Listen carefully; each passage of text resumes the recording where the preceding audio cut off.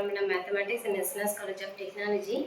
Today, EC students are going to present a case study video in the title as inverse Laplace transform. So, inverse Laplace transform is a process of finding Laplace domain into the time domain. So, Laplace domain is capital F of S and time domain is small f of t. So here small f of t equal to L inverse of capital F of S.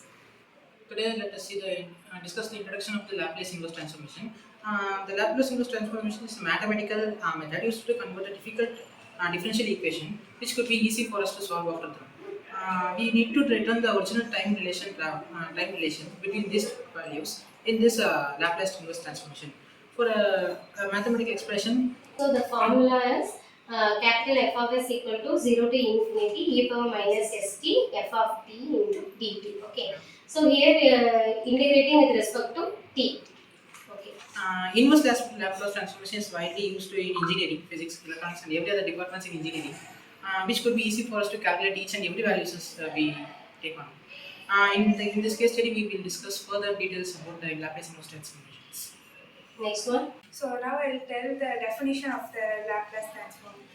So inverse Laplace transform help us to convert the Laplace domain back into the time domain. So for example, we have transformed equation in the terms of differential equations. So in this we have the original terms of equation. So the main advantages of this is we can simplify the differential equation easily and saves calculation time and useful in engineering and science and help to analyze dynamic calculations. Let us see the theoretical form of the inverse Laplace transformation in this. In many engineering fields and mathematical fields, inverse Laplace form is used for different various fields. Like in electricals, we use it for many various sources like changing current and voltage in time, in many mechanical fields as well, because the traveling time and changing time in gears and other stuff.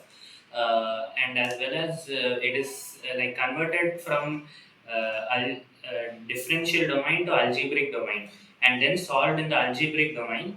Then later this inverse Laplace transformation, we use it to bring it again to the back to the differential form, because it is easier to solve in algebraic than in differential form.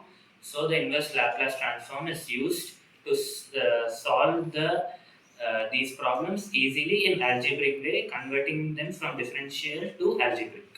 Now we are going to see the methods of finding inverse Laplace transform. In this we are going to see three methods. First method is partial fraction method. In this method we break a big complicated fraction into simpler smaller fraction.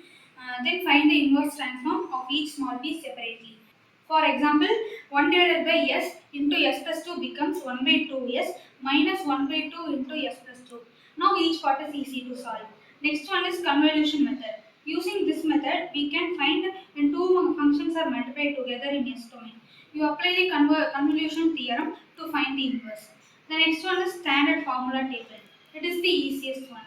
In this method, we just look at a function and match it to a known formula from the Laplace transform table. No calculation is needed, just recognition. To understand it simply, we can say if bigger fraction is given, we need to use partial fraction. If two things multiplied, then we have to convolute it. And if it looks familiar, we can match it from the table. We are going to see application and conclusion. Laplace inverse transformation applied in many important fields like control systems, mechanical engineering, and electrical circuit analysis, and etc. For example, here we see engineers use Laplace inverse Laplace transformation to we analyze the behavior of current and voltage in a circuit over time. In conclusion,